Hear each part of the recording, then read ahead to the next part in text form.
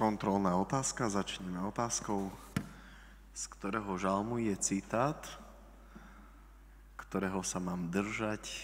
Tvoje slovo je svetlo pre moje nohy a pochodie na mojich chodníkoch. Z ktorého žalmu?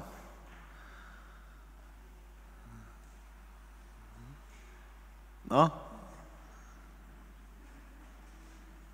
To nemyslíte vážne? 119. Chcem sa dotknúť možno takých troch spôsobov, alebo respektíve ešte takto. Ešte predtým, ako o tom začnem hovoriť, chcem prečítať jedno podobenstvo, veľmi dobre známe každému z nás.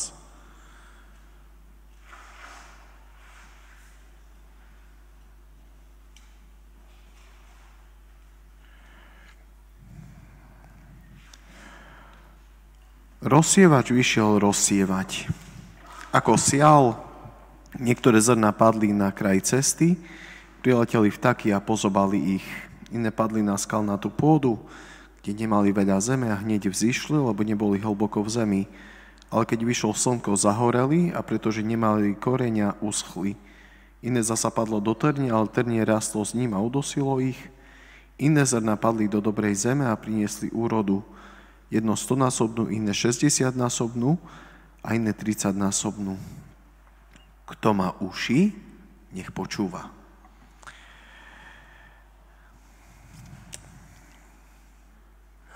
Ruku hore, kto toto podobenstvo počul prvýkrát v živote. Poznáme ho každý. A dovolím si povedať, že nie je podobenstva, a zdá popri podobenstvo o marnotratnom synovi, ktoré by bolo tak známe ako toto. A predsa si dovolím povedať, že a to je taká chyba možno, že aj nás ľudí, nie? Že koľký z vás si to pomysleli, nie? Rozsievač vyšiel rozsievať, nie? A vtedy mi šeká, dobre, toto poznám. To ako... Vieš, môžeš mať takýto prístup k Božiemu slovu. Že ty to poznáš. Ty to vieš, ako to skončí. Problémom je, že vtedy počúvajú iba tvoje uši a nie srdce. Lebo toto podobenstvo je o zrne, nie je o Božom slove. To až neskôr Ježiš vysvetľuje, že semeno je Božie slovo. Na kraji cesty sú tí, ktorí slovo počúvajú, ale sú iba chvíľkoví, nepríjmajú a tak ďalej, nie? Poznáme tie 4 typy pôdy a tak ďalej. A mohli by sme povedať, že týka sa to nás. Lebo, viete, môžeme sa nejak tak, viete, ja mám takú skúsenosť ako kňaz, že mal som jen takú v úvodzovkách ohnivú kázeň a po kázni prišla za mnou jedna pani a hovorí, otec Martin, vy ste tak perfektne kázali, to mala moja suseda čuť toto. A ja hovorím, nie, pani Zlata, toto ste mali vypočuť. Lebo toto je presne ten problém, ktorý máme my s Božím slovom, nie? Božie slovo v prvom rade teba a mňa usvedčuje. A to je slovo, ktoré dneska nemá nejakú príjemnú, nevyvoláva v nás nejaké príjemné emócie, nie? Že Božie slovo ťa usvedčuje z niečoho. Ale uvedom si jednu vec, ak ťa Božie slovo z niečoho usvedčuje, zároveň ti ponúka aj recept. To je presne dnešný citát. Lebo Božie slovo a celý ten 119. žalm je to jediný žalm, v ktorom v každom verši nájdete buď Božie slovo, zákon, prikázania alebo podobné synonymá. V každom jednom verši. Domáca úloha, prečítajte si ho. Je to najdlhší žalm. U nás sa modlí na polnočnici vo východnej cirkvi. Ale čo je nádherné na tom žalme, a tu sa chcem možno odraziť od toho, tvoje slovo je svetlo pre moje nohy a pochodie na mojich chodníkoch. Môžeme, a veľakrát ja si to tak aj všímam, mať taký trojaký prístup k Božiemu slovu. A teraz nerozoberám to podobenstvo, ale na základe toho slova. Ten prvý prístup je prístup, no však dobre, jasné. Nejaký Boh toto dakedy dakomu povedal, ale je to holý fakt pre teba. Lebo svetlo môže byť dvojaké. Môže byť svetlo žiarovkové a môže byť svetlo živé. Alebo teda to, ktoré horí. Aj jedno, aj druhé je svetlo. Aký je v tom rozdiel? Je tu nejaký fajčiar? Nikto sa nepriznáte teraz, nie? Ale tí, ktorí fajčíte, skúste ísť ku žiarovke a pripáliť si cigaretu. Čo sa stane? Môžete aj hodinu pri ňom stať a nič sa nestane. Toto je srdce, ktoré síce slovo Božie počúva, ale ostáva to iba v ušiach. Pre mnohých kresťanov je Biblia, Božie slovo, Sväté písmo, nazvime si to ako chceme, hrubou knihou, ktorej nerozumieme. A keď akože ešte dačo sa nás začnete pýtať z tej Biblie, nič. Viete, pohral som sa s takou myšlienkou, že si dáme takú súťaž. Neurobím ju, nebojte sa, ale bol by som veľmi zvedavý, ako by skončila. Povedz citát, ale povedz aj presné súradnice, kde sa v Božom slove nachádza. A neviem, či by vôbec niekto, alebo možno zo pár ľudí by prešlo cez prvé kolo. Ale keby sme tak išli ďalej, neviem, kto by vyhral. Nie? Lebo to je presne to, že my vieme, áno, kde si v tom Božom slove sa to nachádza. Lenže, viete, to je tak, jak so žiarovkou. Aké žiarovky rozlišujeme? Podľa výkonnosti. Sú žiarovky maličké, nie? Potom sú žiarovky veľké a sú halogény. A každá svieti inak, ale každá svieti. Akékoľvek Božie slovo, ktoré ti Boh dáva, v tvojom živote iba čo si ukázať. To je to usvedčenie. Že Božie slovo teba a mňa usvedčuje z niečoho. Lebo veľakrát, viete, a to je choroba nás ľudí, nie? Že my sa nechceme nechať usvedčiť. Oponujeme. My si myslíme, že my sme mudrejší. No, ten pán farár to tak nemyslel. Ten pán farár to určite o takom inom hovoril. Nie? A čo ak ten pán farár hovorí o tebe? A čo ak toto Božie slovo sa týka mňa? A to už sú troška osobnejšie otázky. Jeden kňaz sa so mnou tak zdieľal.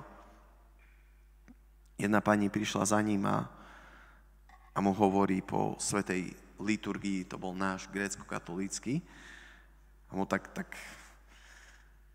Otče, prestávam chodiť na vaše liturgie. On sa spýtal, a prečo? Lebo vy každú kazeň máte o mne. Nie? Toto je presne v nás. Že tá kazeň sa týka každohodenne mne. Toto Božie slovo, ktoré mi Boh dáva, to pre všetkých ostatných. Ja tomu rozumiem. A vtedy tvoje srdce ostáva zatvorené. A budeš počúvať a nepochopíš. Budeš hľadieť a nebudeš vidieť. Viete, a čo je zaujímavé, aj v starom, aj v novom zákone sa nachádza zo pár veršov, ktoré rovnako zniejú, ale sú povedané v rôznom kontexte. Napríklad prorok Izaiáš hovorí, že otupelo srdce tohto ľudu. Očami pozerajú, ušami počúvajú a nepočujú. Zatvorili si srdce, aby nemohli byť obratení. Lebo ak, drahý brat a sestra, ťa Božie slovo usvedčuje z niečoho, tak to nerobí preto, aby ťa zdeptalo. Toto Boh nikdy nerobí. Ale preto, aby ťa pohol k pokaniu. Aby si niečo zmenil. A toto je problém nás ľudí. Lebo teraz je otázka, a ja sa dotknem možno veľmi citlivej veci, a to je možno to, že ako k nám vlastne Boh hovorí. Lebo dneska je mnoho takých expertov, toto mi povedal Boh. A ja reku, no dobre, opatrnejšie troška s takýmito vecami. Bo aj diabol môže hovoriť. A veľakrát aj hovorí. A a cituje Božie slovo, nie? Však som to uvádzal. Lebo Božie slovo to nie je iba slovo. Stále majme na pamäti, Božie slovo je kto? Ježiš Kristus. Na počiatku bolo a to slovo bolo Boh. To znamená, ty nemáš dočinenia s ľudským slovom, ktoré jedným uchom dnu, druhým von. Ty máš dočinenia s Bohom, ktorý stojí pred tebou skrze toto slovo a niečo chce povedať tvojmu srdcu. Stále to tak je. Keď má srdce zatvorené, samozrejme, že budeš v pozícii mňa sa to netýka. To o sušedze hovoril pán farár. A môžeš taký postoj mať celý život. Budeš pozerať na žiarovku, ty síce budeš niečo vidieť, že dačo také tam Božie slovo hovorí, ale nikdy to nebude osobné. Nikdy to nebude zapaľovať vieru. A čo je možno oveľa horšie, je to, že v tebe to môže vyvolať ten pocit, že všetko je v poriadku. Lebo skús sa pozerať 5 minút do žiarovky a zavri oči. Čo budeš vidieť? Nie také žlté, alebo oranžové, alebo červené svetielko a pomaly sa tak bude strácať kdesi preč. Ale stále to bude len niečo, čo budeš vidieť. Poviem vám jeden taký príbeh. Je to síce kazateľský, ja nepoužívam veľmi kazateľské príklady, ale je taký veľmi pekný kazateľský príklad, mne sa veľmi páčil. Neviem, či ste ho počuli. Bola jedna stanica vláková, kde bolo veľa spojov, veľa vlákov chodilo a bol taký veľký grafikon na stene a sedel tam jeden muž, ktorý dennodenne pozeral na tie tabule a tak tam sedel a žobral. A z času na čas mu tam tak niekto hodil tie nejaké peniažky a každý, kto sa pristavil, tak ten muž sa ho opýtal, a kde cestujete? A on povedal, no tam a tam a vtedy ten muž začal taký možno monológ. No viete, pôjdete tým a tým vlakom, toľko a toľko zastávok, tam a tam musíte vystúpiť, tam a tam prestúpiť a toľkokrát prestúpiť a tak ďalej. Má celý grafikon v malíčku, jak sa hovorí. A takto to chodilo dennodenne. Keďže ho tí ľudia nepoznali, veľakrát sa stalo presne to, že zmeškali ten vlak a museli za nimi znova, že kedy mám ďalší spoj a tak ďalej. Až jedného dňa ten muž zmizol. A trval také 2 týždne, kým ho nebolo vidno na stanici. A po 2 týždňoch sa vrátil a znova celý rok to isté. Teraz, keď si ho tí ľudia už tak začali všímať, tak sa ho začali pýtať, že počúvajte, že prečo ste na 2 týždne zmizli? On tak hovoril, viete, bol schválený nový grafikon a tak som sa musel naučiť všetky tie spoje na novo, odchody, časy a pripoje a tak ďalej. A prichádzal vedľa neho jeden taký chlapec, ktorý ho tak počúval už pravidelne a tak už ho poznal a mal tak času, sa za ním troška zastavil a tak mu hovorí, že viete, obdivujem vás, ako to vy tak viete, tak povedať, máte to presne tak v hlave, tak spočítané a len sa vás jednu vec opýtam. Sedeli ste vy niekedy vo vlaku? Ten mu sa vtedy rozplakal, povedal, v živote som nesedel vo vlaku. Viete, a to je presne ten postoj, ktorý môžeme mať my.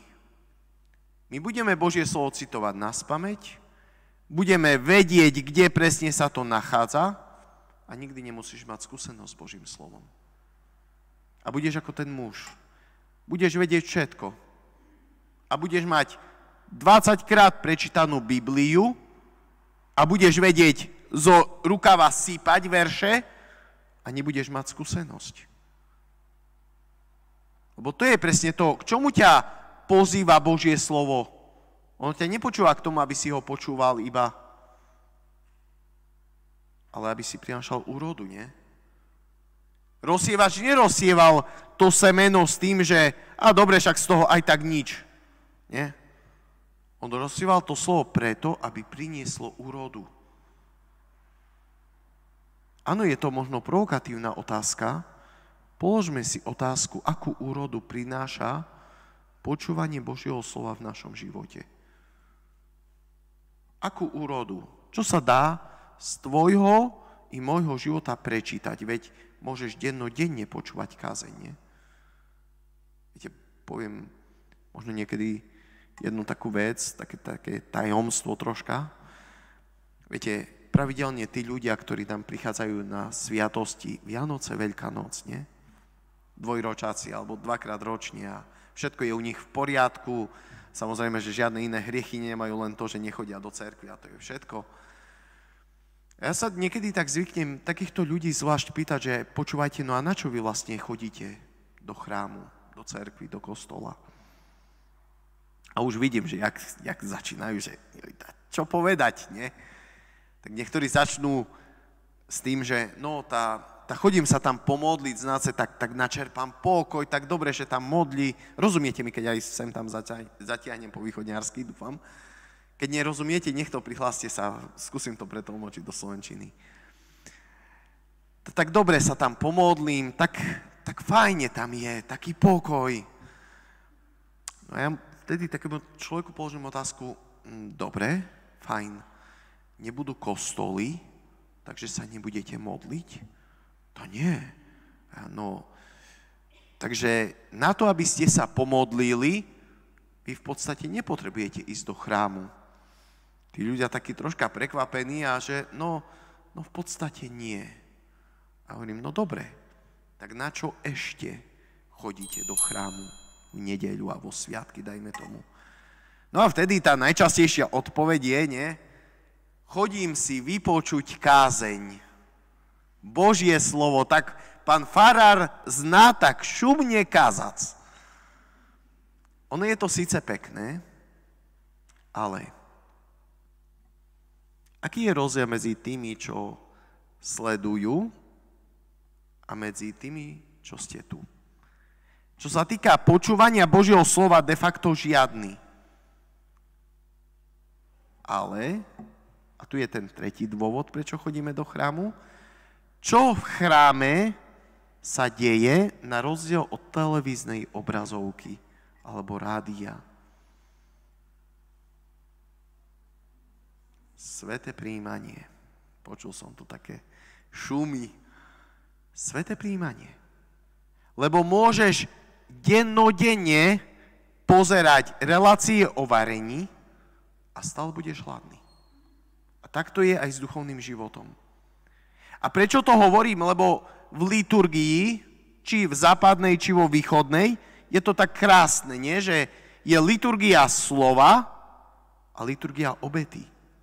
Jedno bez druhého nemá význam. Ty nechodíš do chrámu iba počúvať, jak pán farár káže a či sa pripravil, alebo sa nepripravil, nie? Dneška kázal dlho, nepripravil še.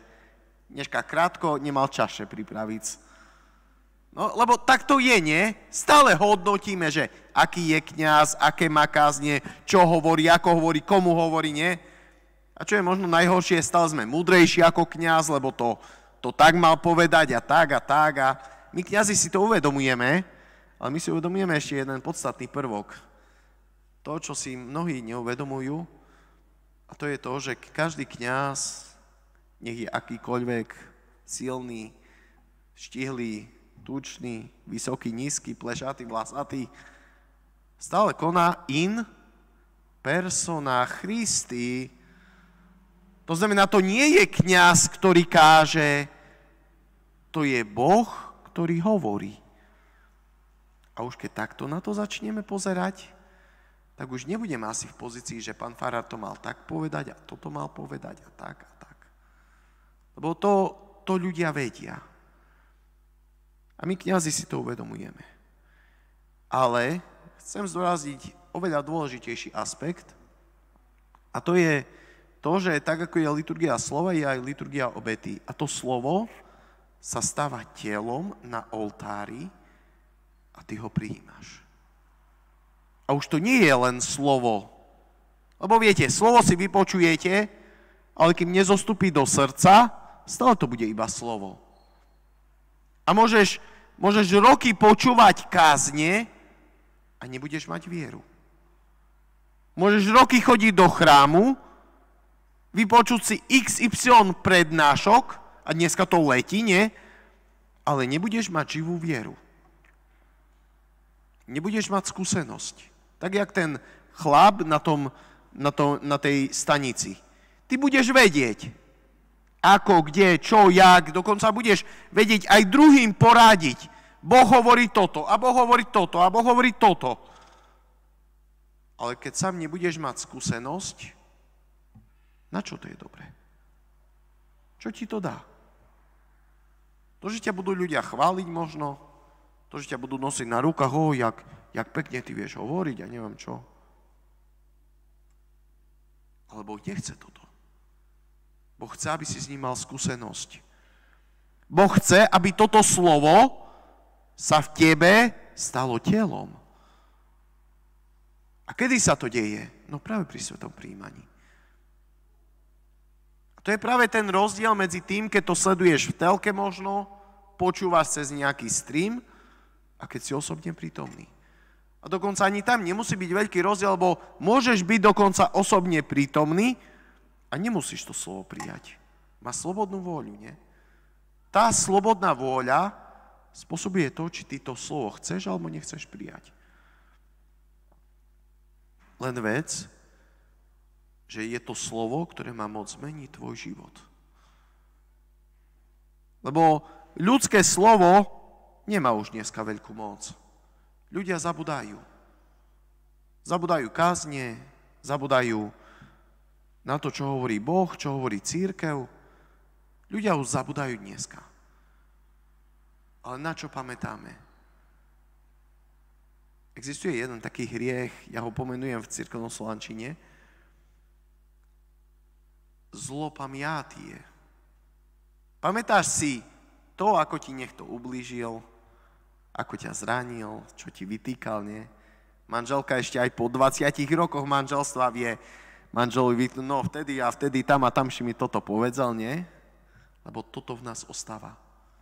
A teraz je otázka, a úplne na mieste, nie?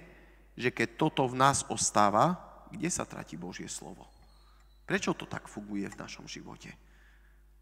Že počúvame človeka a to ľudské slovo v nás ostane a počúvame Boha a to slovo sa stratí. Prečo je to tak? Odpoveď je veľmi jednoduchá. Lebo my to slovo počúvame tak, že hľadíme na žiarovku. Ale skús fajčiar prísť ku sviečke a pripaliť si cigaretu. Bude to niečo úplne iné. Vieš, lebo Boh ťa nepozýva do toho, aby si poznal Božie slovo. Áno, aj. Ale aby si mal skúsenosť s tým, ako Boh je mocný v tvojom živote. On ťa nepozýva k tomu, aby si poznal teoreticky základy duchovného života. Ale on ťa pozýva k tomu, aby si duchovný život žil. On ťa nepozýva k tomu, aby si bol teoretickým kresťanom, keď to tak mám povedať, ale kresťanom, ktorý žije svoju vieru. A to už je troška rozdiel. A veľmi veľký. Lebo bohužiaľ, žijeme v dobe, kedy slova nepriťahujú. Priťahujú skutky. Priťahuje život. Priťahuje svedectvo toho, ako to Božie slovo pôsobí v tvojom živote. A túto skúsenosť, keď raz mať nebudeš, tak platí zásada aj v duchovnom živote, nie? Dáš to, čo máš. Keď nemáš skúsenosť s Božím slovom, nebudeš vedieť odpovedať Božím slovom. Keď nemáš skúsenosť s tým, ako Boh je mocný v tvojom živote, ty nikdy nebudeš evangelizátorom, keď to tak mám povedať. Stále budeš len človek, ktorý bude od druhých očakávať, že no ty mi dá čo povedz, ty ma troška pozúď, ty ma troška povzbuď. Viete, a tu je presne ten rozdiel, čo sa deje teraz v cirkvi a my to vidíme, nie? Že ten misijný rozmer cirkvi, že my sme poslaní ohlasovať tomuto svetu, ktorý už nechodí do chrámu, tento misijný rozmer nám chýba. Chýba nám to, že my vyjdeme z chrámu, nie? A u vás, unimokatolíkov, choďte v mene Božom, tam v mene Božom pôjdeme po dvere a potom ideme v ľudskom slove, nie? Tam pán farár dneška šumne kazali. Sice dlho, ale tá nota, co už. Nie? My ideme s našimi problémami a my vôbec, ako keby sme nereflektovali to, že niekoho si nesieme v srdci. Otázka je, či si ho nesieme. Lebo samozrejme, že keď prídeš do chrámu, a poviem to tak teraz možno natvrdo, a nepristúpiš k Eucharistii, tak vlastne áno, ty si vypočuješ kázeň. Preto nie je dôležité iba počúvať slova, počúvať, ako pán farár káže, ale toto slovo uskutočňovať. Čo je nádherné na Márii, a Alžbeta i to rovno povedala, nie? Že blažená je tá, ktorá uverila, že sa splní, čo jej povedal pán. Ona uverila. Lebo každý sa nazývame veriacimi. Každý sa nazývame, áno, oče, ja verím, no tá to verí. V takoho Boha, to v takoho nie. To verí v červené šnúrky. Viete, lebo my veríme, ale ten, ktorý prichádza, on chce nielen, aby si veril v Neho, lebo Božie slovo hovorí, aj diabli veria a trasú sa, ale aby si s ním mal skúsenosť. Lebo to je presne to, čo nám kresťanom veľakrát chýba. To je presne ten prístup, že môžeš pozerať na žiarovku, áno, ona ti bude ukazovať čosi, svetlo nejaké a budeš čosi chcieť vidieť a možno to aj budeš vidieť. Ale reálne to bude ako s tou cigaretou. Živú vieru od teba človek nezíska. Na to, aby získal človek od teba živú vieru, potrebuješ byť sviecou. Nemôžeš byť žiarovkou. Lebo bohužiaľ dneska máme mnoho žiarovkových kresťanov. V tomto zmysle slova, rozumej. Vieme, čo máme robiť, vieme ako, len nerobíme. Chyba ten ako keby prepojový bod od teórie ku praxi. Ale ty si sem dnes neprišiel len preto, aby si počúval. Lebo ja tu síce nebudem na svätej omši, ja sa ponáhľam, alebo teda idem domov, že by som ešte podľa možností došiel po svetle, lebo 4 hodiny cesty stade, to je troška ďalej. Ale ide o to, že ty sem prichádzaš, aby si mal skúsenosť. Nielen aby si počúval, vieš, lebo môžeš, vieš, zajtra večer alebo zajtra ráno ešte pôjdeš do chrámu, keď Boh dá, nie? A po obede si tak sadneš a povieš, jak fajne bolo na tom M-feste. Paráda. Aj tak dobre hovoril otec Martin, ale to nie je dôležité, jak otec Martin hovorí. Pozor. Oveľa dôležitejšie je to, či ty toto slovo príjmeš. O východnej cirkvi je jedna ikona, ktorá nádherne znázorňuje počúvanie Božieho slova. Je to ikona zvestovania. Kde Panna Mária na jednej strane, niekde pri studni, niekde na podúške, na stolíčke sedí a má otočenú hlavu smerom ku Gabrielovi. A na druhej strane je archaniel, ktorý hovorí.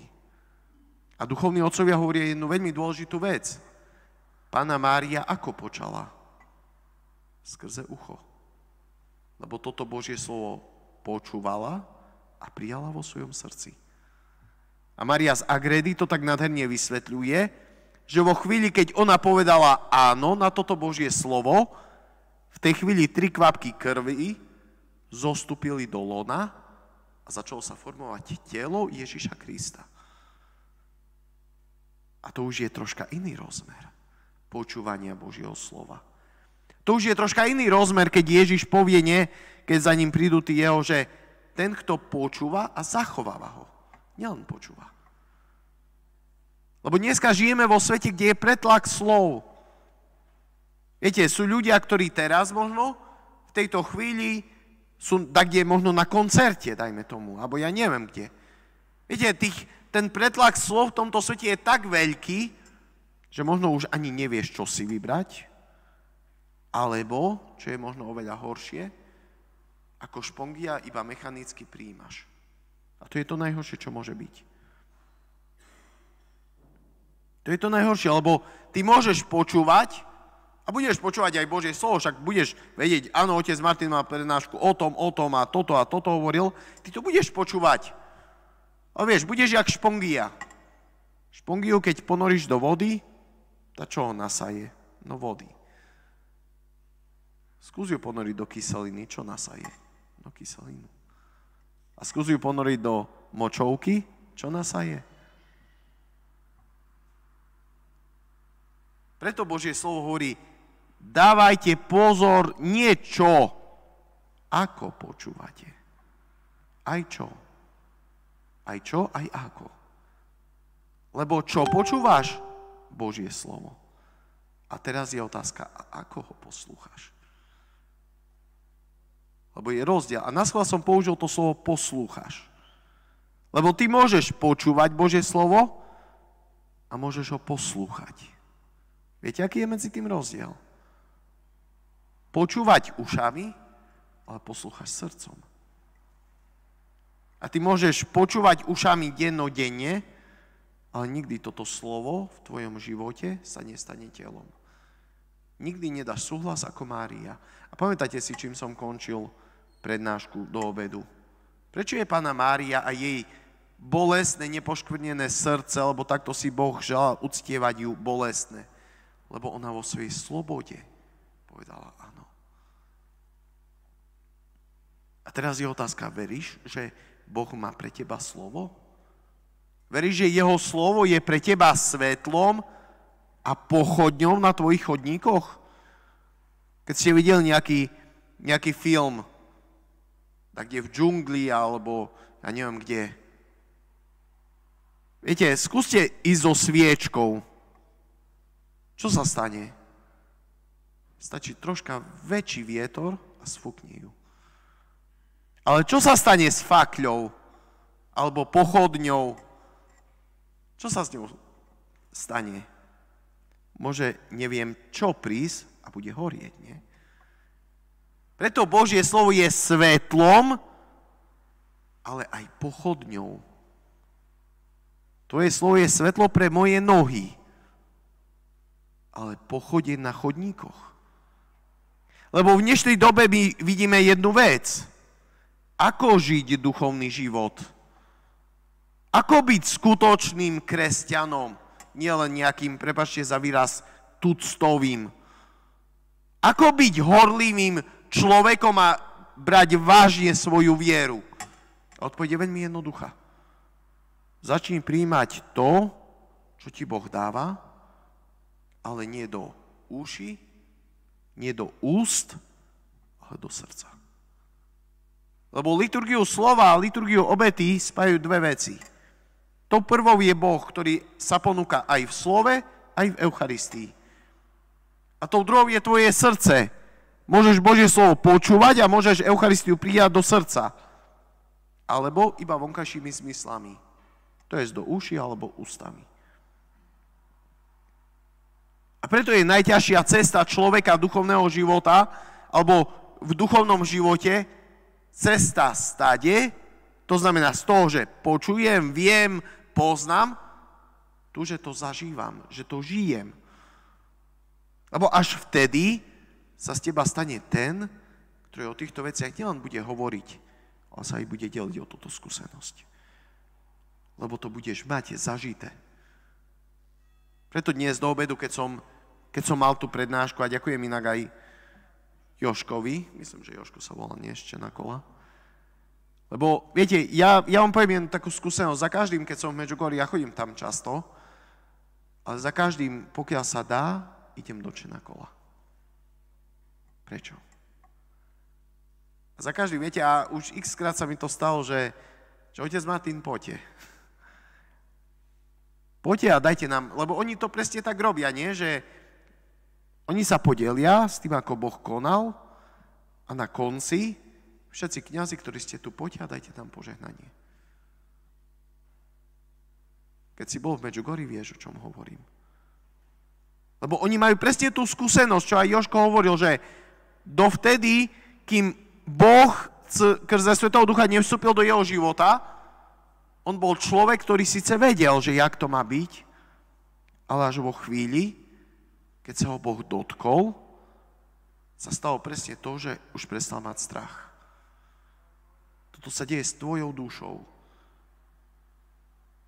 Môžeš mať rôzne postoje a všetkým možným sa trápiť, ale až vo chvíli, keď dovolíš Bohu, aby vstúpil do tvojho srdca, až vtedy sa v tvojom živote to slovo začne uskutočňovať. A tu sa mi žiada povedať jeden taký príklad, ktorý možno poznáte. Stretli sa dve zástupy. V jednom bola žena, ktorá stratila syna, a v druhom bol Ježiš a jeho apoštoli. A čo sa stalo? Čo Ježiš povedal tej žene? Nepláč. Nepláč. Viete, čo to znamená, keď Ježiš povie žene, ktorá stratila svojho jediného syna, stratila, tak jak Jožko hovoril, komplet pôdu pod nohami, a Ježiš povie, nepláč. Blázon, nie, by si pomyslela. Ale Ježiš potom urobil jednu vec. On jej povedal, nepláč, a čo urobil? Dotkol sa Már. Toto je presne to, čo sa uskutočňuje na svätej omši alebo na svätej liturgii, nie? Boh prichádza so svojím slovom, toto slovo sa ťa dotýka a potom prichádza k tebe a on sám sa ťa dotýka skrze Eucharistiu a dáva ti zažiť, že on je Boh. A predsa koľko kresťanov to nechápe. A pri tom je to základná vec. Alebo iný príklad, keď Ježiš je v dome, nie? A prinesú mu toho ochrnutého. A vtedy, čo urobia tí jeho priatelia? No, strechu rozbúrajú, spustia pred Ježiša, nie? A znova ako keby cez kopírak niečo podobné. Keby sme sa tak spýtali, že čo mal tento človek za problém? No mal jeden veľmi vážny problém a to, že nemohol chodiť, nie? Preto keby sa Ježiš tak možno, že spýtal zhromaždenia, ktoré tam bolo, že čo mu mám povedať, nie? Tak každý by povedal, tá uzdrav ho, nie? Však on toto potrebuje. A teraz si všimnime, čo robí Ježiš. Keď si tak premietate to evanjelium, čo mu Ježiš hovorí? No, skúste.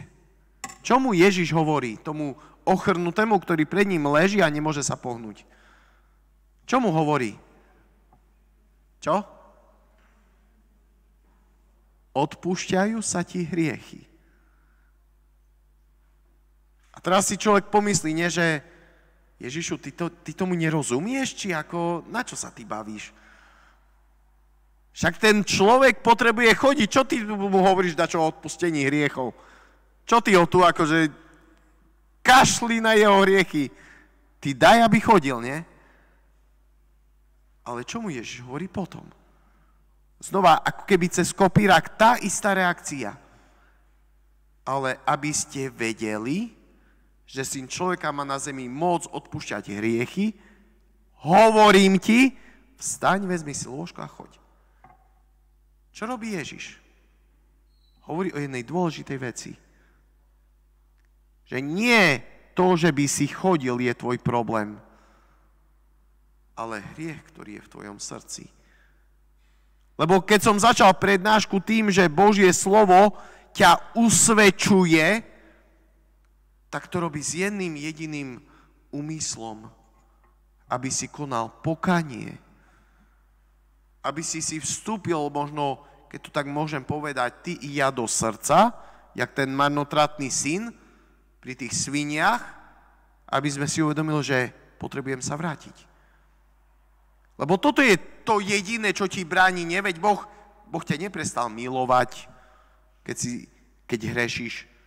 Myslíš si, že Boh ťa prestane milovať, keď prestaneš chodiť do chrámu napríklad? Nie. Boh ťa bude stále milovať.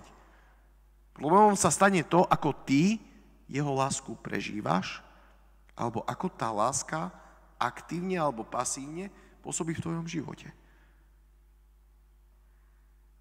Lebo je kopec ľudí, ktorí riešia všetko ostatné. Ale Božie slovo je ako kameň. Viete, aký je kameň? Tvrdý.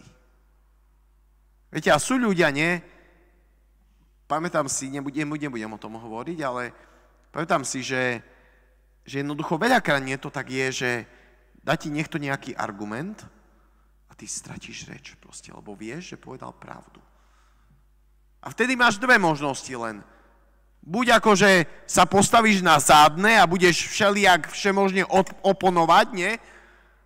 Alebo to jednoducho príjmeš. A hlavne, keď vnímaš, že to hovoril z Božieho Svätého Ducha. Že to slovo ťa usvedčuje z niečoho. Vtedy máš len dve možnosti. Buď to príjmeš, alebo sa bude stavať na zadné. Vo chvíli, keď sa začne stavať na zadné, Boh prestane konať. Lebo on chce tvoju slobodu. Preto, drahý brat a sestra, keď možno počuje slovo, ktoré ťa z niečoho usvedčuje, pros Boha o jednu milosť. Pane, aby som videl, nie? Tak, jak ten slepec. Ježiš sa opýta, čo chceš, aby som ti urobil? Ale duchovní otcovia vysvetľujú jednu vec, že on to slovo, čo povedal, aby som videl, on nemyslel len na telesný zrak. Oni to prekladajú troška inak. Aby som ťa zažil. To je to, aby som videl. Lebo veľakrát nie, to je presne to, že tá prečo? Bo tak dobre sa slúcha toho kňaza, nie? Bo tak dobre hutorí. Ale to nie je zmysel. To Božie slovo ťa má len priviesť k určitému bodu, v ktorom ty Bohu odovzdáš svoj život. Aj možno s jeho hriechom, aj s jeho následkami a so všetkým. A príjmeš ho do svojho srdca. A toto slovo sa v tebe vtedy stane telom. Vtedy sa staneš ty tou, alebo tým, ktorý svojim praktickým životom vstúpi do srdca Panny Márie. Keď ona Božie slovo prijala a zachovávala. Lebo ty môžeš Božie slovo prijímať a budeš ako špongia celý čas len ponorená a potom to slovo bude devalvované, lebo tu ti jeden kňaz povie tak, druhý tak, tretí tak, štvrtý tak, nie? Lebo dneska toto je taký trend, nie? Ale toto nie je dôležité.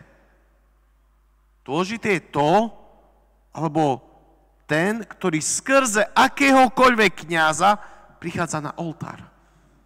Aby sa ťa dotkol. Lebo on s tebou chce mať tú istú skúsenosť, čo mala Naimská vdova, čo mal ten ochrnutý, čo mal ten slepý, čo mali tí ľudia. Stotník, nie? A vy to máte. A budete to za malú chvíľu zažívať, nie? Pane, nie som hoden, aby si vošiel pod moju strechu. Ale povedz iba slovo. A myslíš si, Vári, že Boh nechce to slovo povedať?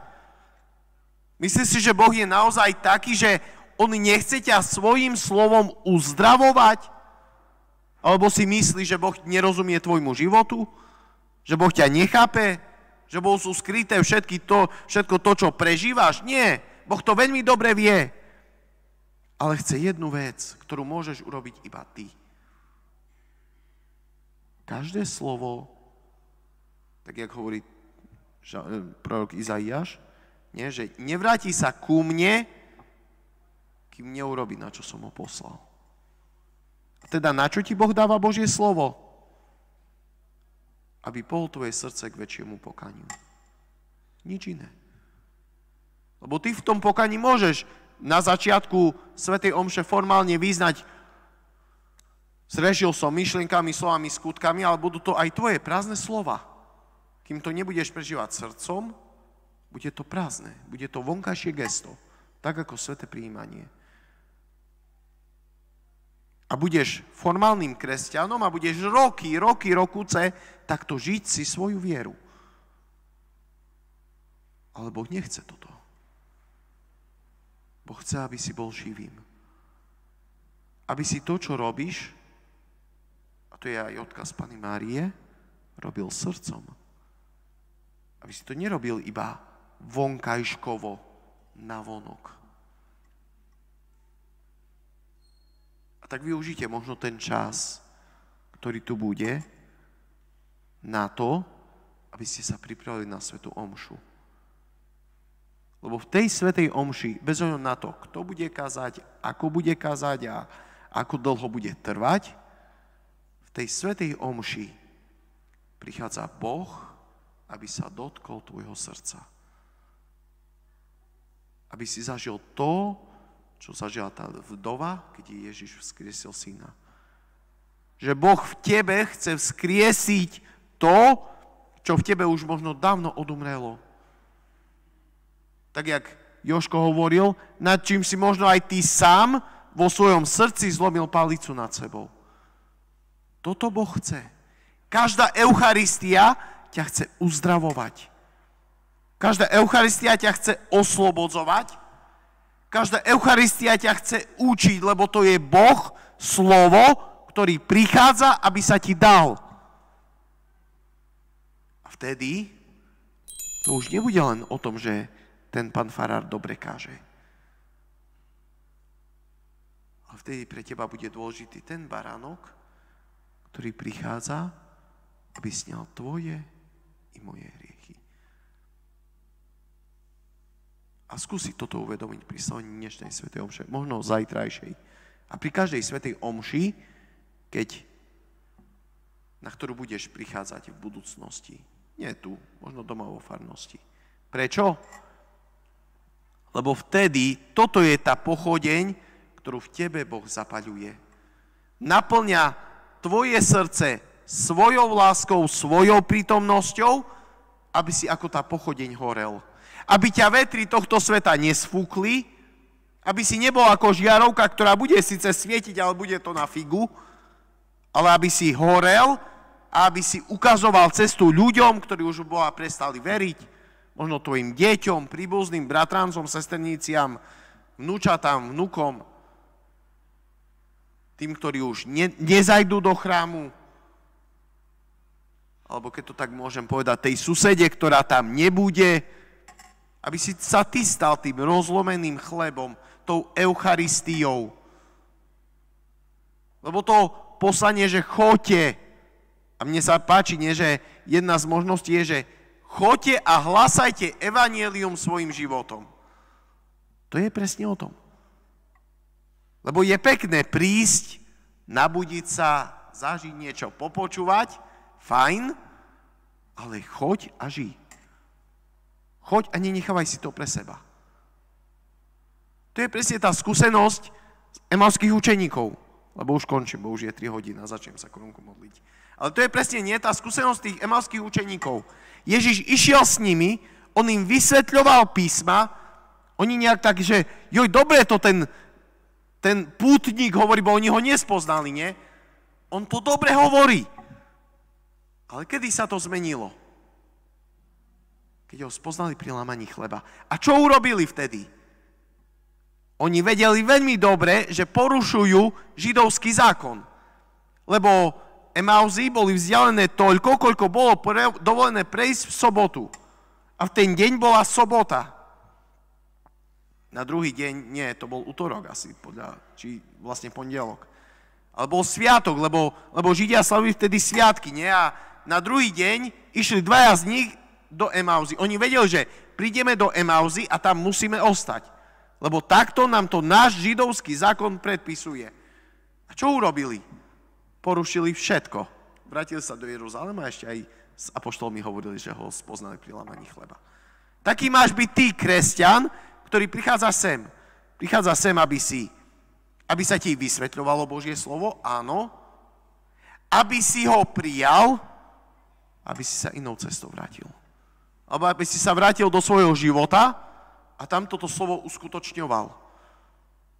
Aby si Ježiša spoznal pri lámaní chleba a prakticky to žil vo svojom živote. Toto je zmysel toho Božieho slova.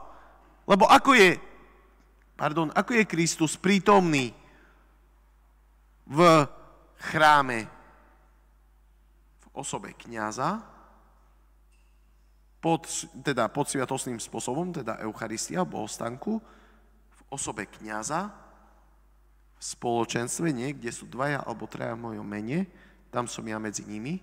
A ako ešte je prítomný? V Božom slove.